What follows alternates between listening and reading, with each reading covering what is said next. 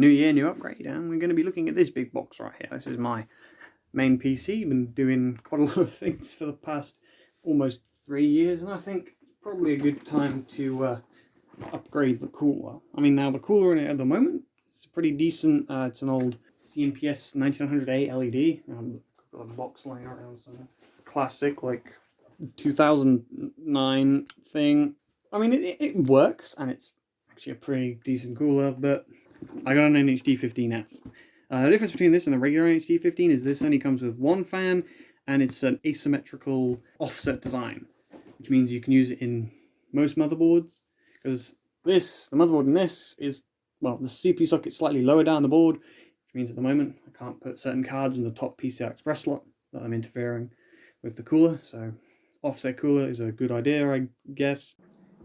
Right, I don't know if you can see that. We've currently got Thermark CPU burner running, but 52.8 degrees, almost 53 degrees. When I first put the cooler on, I was getting about 42 degrees actually. It's got about, 42 degrees on the CMPS 9900.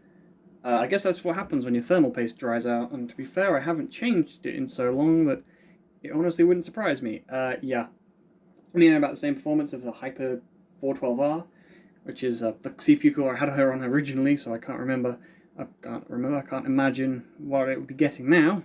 Yeah, I was originally going to do a video about old coolers. I probably will do another one at some point, but yeah, 42 degrees. Well, didn't do very good. Can't really see it all that well, but 42 degrees at load. It's currently about 52, 53. So we will get into the PC and replace the cooler then. Right, now I'm not entirely sure. I think the copious amount of yeah, the large amount of dust on here might have something to do with bad cooling performance. The idle temperature was 29 degrees, by the way, about 9 degrees more than when I put the original cooler on. So yeah, something's going to need to be done about that. Alright, so we're going to want to get in the inside of this thing. It's probably still a little bit warm. Oh, yeah, that's quite dusty. To be fair, I haven't touched this thing in like 3 months. Actually, I haven't touched it since I put the new hard drive in. However long ago that was. I was going to do a video. Oh wow, that cooler is... Whew. Yeah, we're going to need to do some... I'm just going to bring it a bit closer. Probably turn that off. Yeah, this is pretty not great. I'm just going to take the fan off the AIO pump just to see how bad it is. I don't actually want to do that after I'm going to take the CPU cooler off first. I'm going to unplug it, and I'm going to take the GPU off first. Make sure there's no residual power. I'm going to take, yeah, okay. I'd love to get a non-water cooled card because I am at the mercy of, well, you could probably imagine, I'm at the mercy of,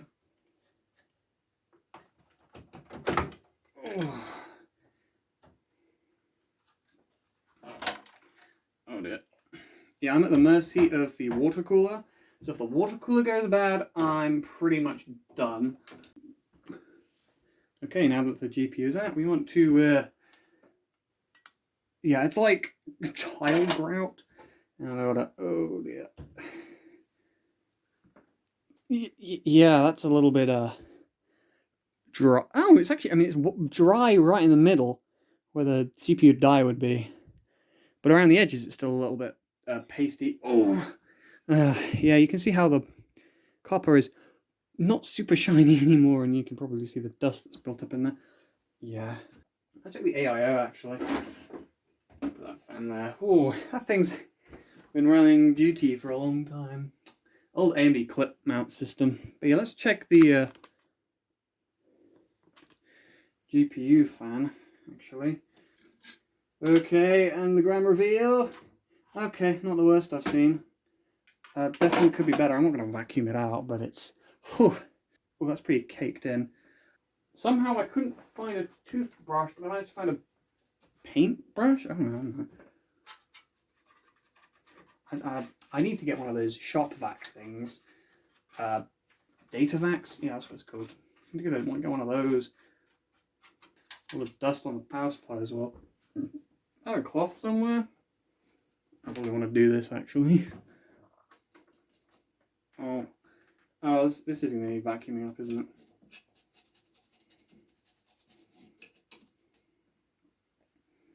Hold on, this is way worse than I expected.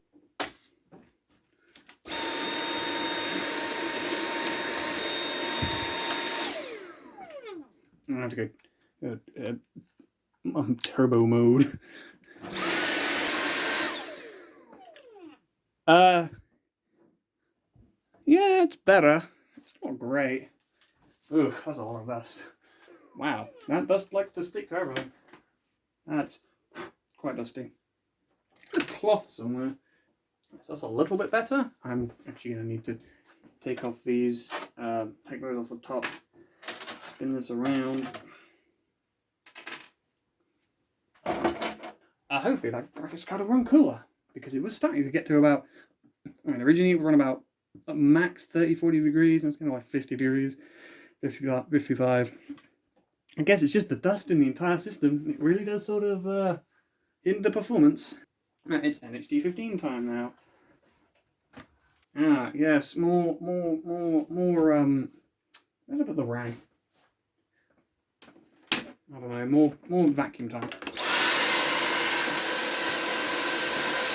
Actually, while I'm at it, I might as well vacuum the front. Oh.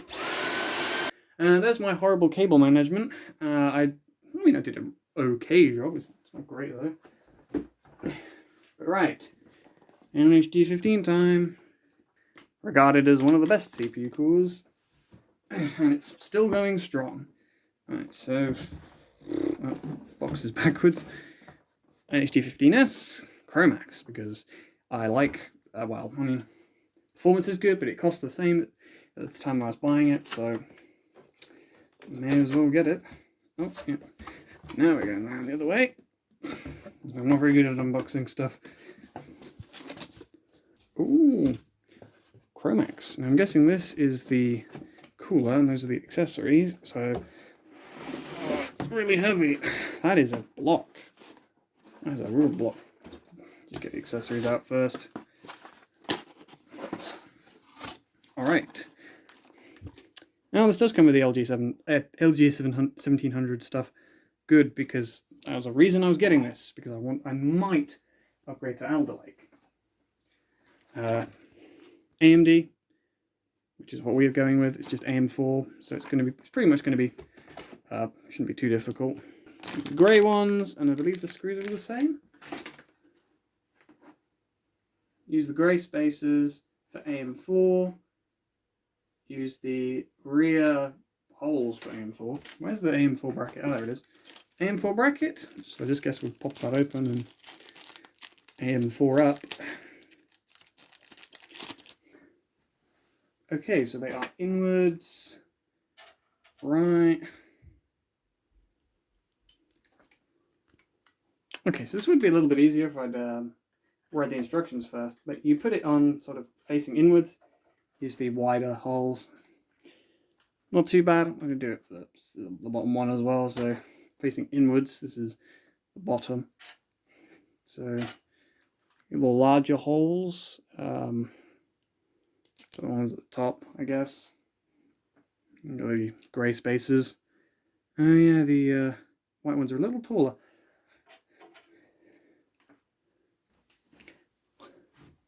Oh, voila!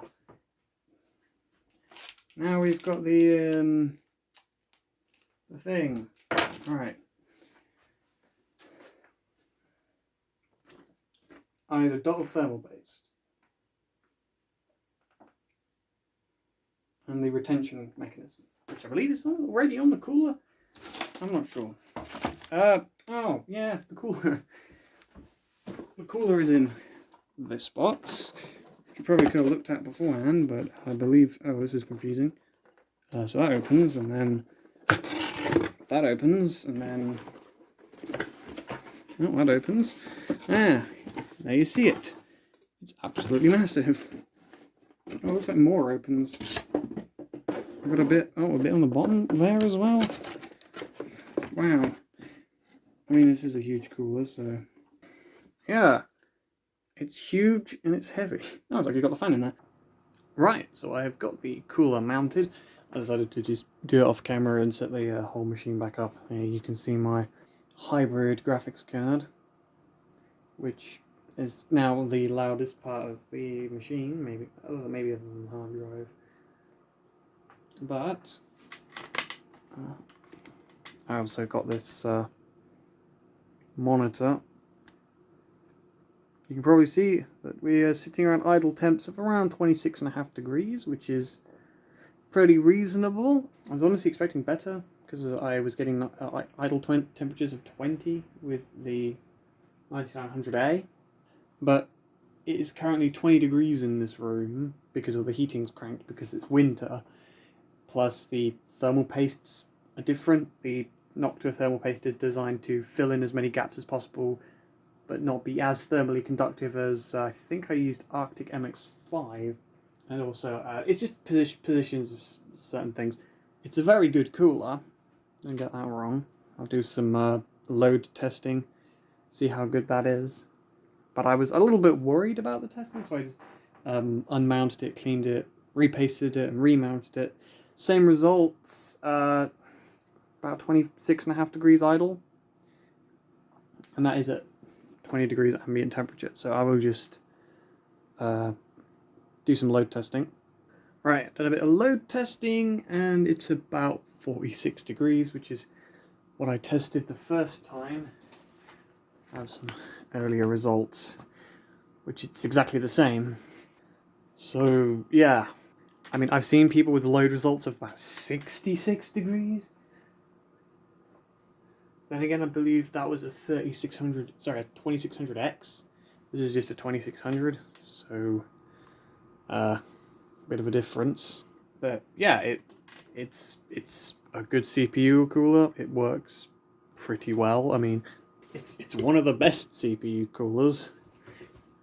I'll just put the side panel back on so I don't have to worry about it anymore. And we'll be good to go.